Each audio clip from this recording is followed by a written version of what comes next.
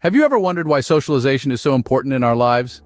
It's not just about having a good time or making friends. It's about more than that. It's about personal growth, mental health, and overall well-being.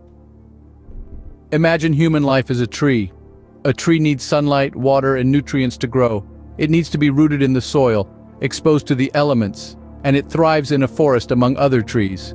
In the same way, we humans need social interaction to grow and thrive. Like the tree, we are social beings rooted in a community exposed to a variety of experiences, and we thrive best when we are connected with others. Socialization helps us learn about ourselves and the world around us. It shapes our perspectives, our values, our beliefs. It teaches us how to communicate, how to empathize, how to understand different viewpoints. It helps us develop our personality, our identity. It helps us learn how to navigate the complex web of social relationships. Moreover, socialization is crucial for our mental health. Loneliness and isolation can lead to depression, anxiety, and other mental health issues. On the other hand, a strong social network can provide support, reduce stress, and increase happiness. It can provide a sense of belonging, of being understood, of being valued. In addition, social skills are essential in our daily interactions.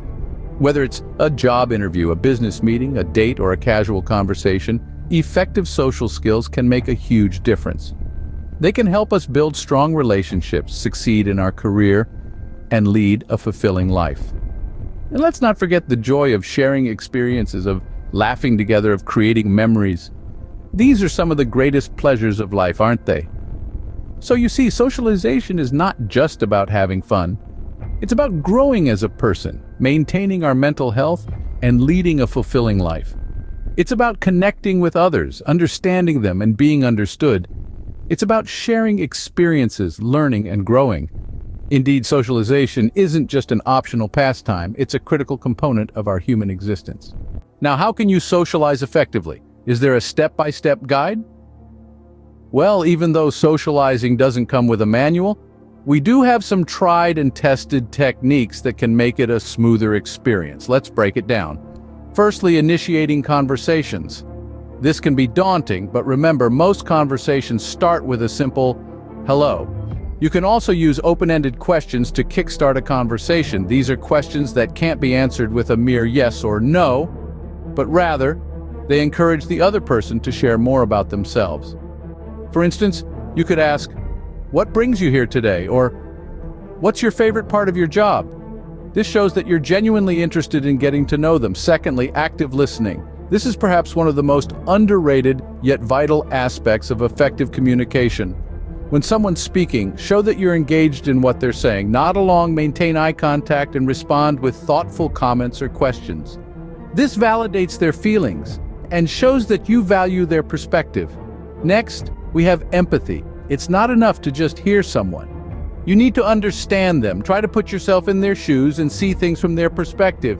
This builds a deeper connection and makes the other person feel seen and appreciated.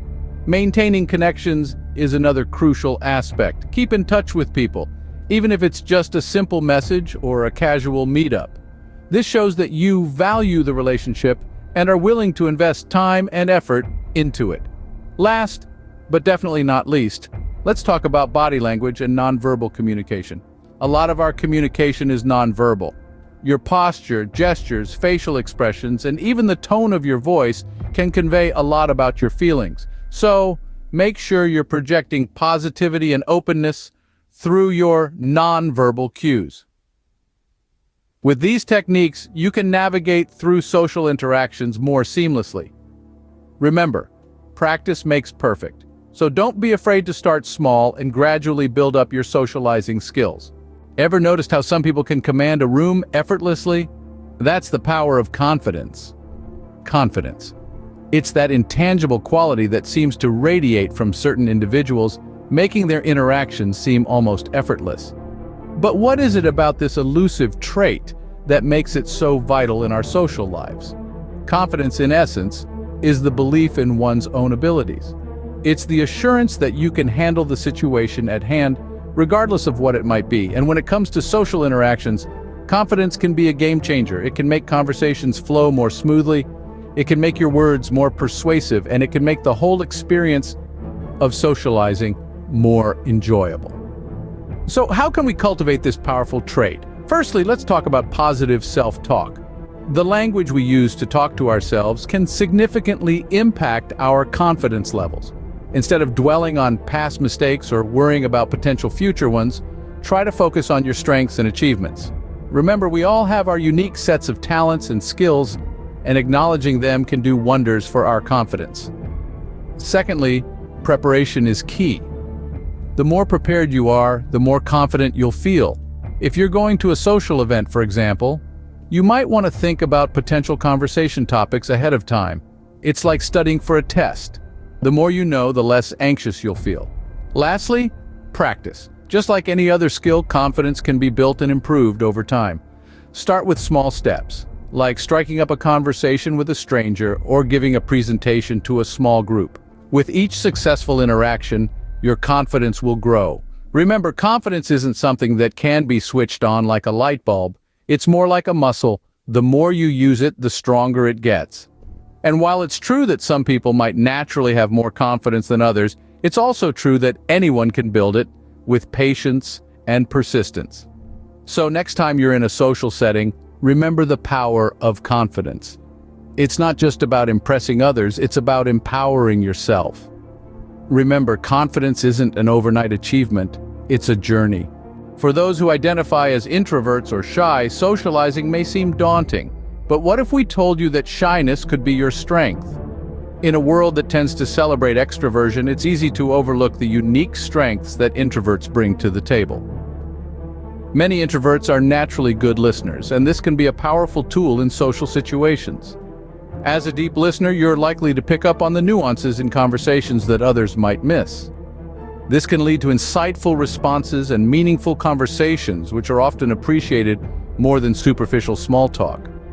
Introverts also have a knack for thoughtful responses. Instead of rushing to fill the silence, they take time to think before they speak. This often results in more considered, meaningful contributions to conversations. It's not about dominating the conversation, but about adding depth and value to it. Moreover, introverts often possess a high level of authenticity. There's a certain honesty and realness about them that people are drawn to. They're not ones for pretense or fake enthusiasm.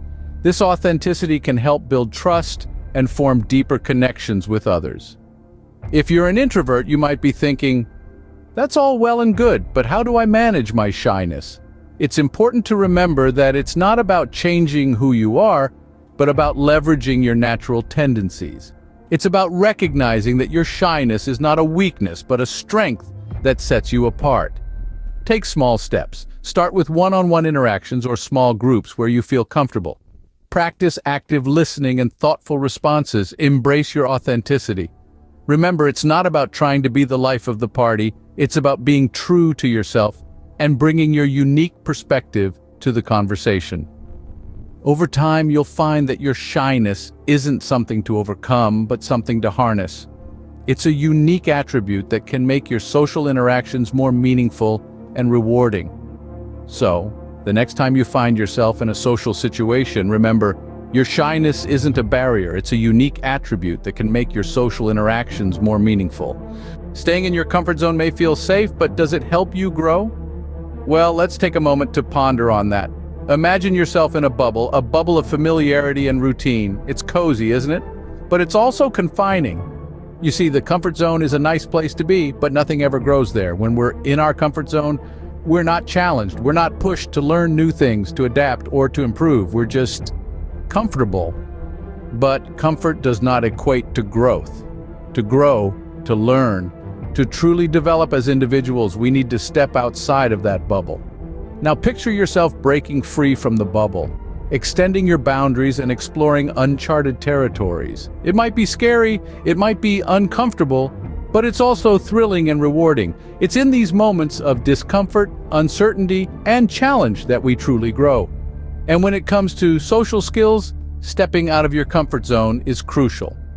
Meeting different people, engaging in new conversations, and navigating unfamiliar social situations can be a game changer. It exposes you to a variety of perspectives, enriches your understanding of people, and boosts your social agility. So how do you step out of your comfort zone? Well, it starts with a mindset shift. Embrace discomfort as a catalyst for growth.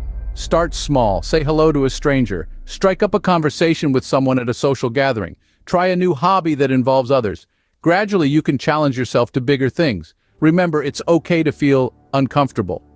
It's okay to be scared. What's not okay is to let fear hold you back. It's not about being fearless, but about braving through the fear. It's about recognizing that discomfort is temporary, but the growth you achieve from it is permanent. So are you ready to break out of your bubble? To embrace the unfamiliar and the uncomfortable? To grow, to learn, to truly bloom as an individual? Stepping out of your comfort zone is a step towards a more socially enriched life. Let's quickly recap what we've discussed today. First, we highlighted the importance of socialization, a fundamental aspect of our lives. We then delved into techniques for effective socializing, touching on the power of active listening and open-ended questions. We explored the role of confidence and how it aids in social exchanges. We also discussed using shyness as a strength, turning it into a unique charm. Finally, we stressed the need to step out of the comfort zone to grow and improve. Remember, socializing is a skill, and like any skill, it can be improved with practice and patience. So get out there and start connecting.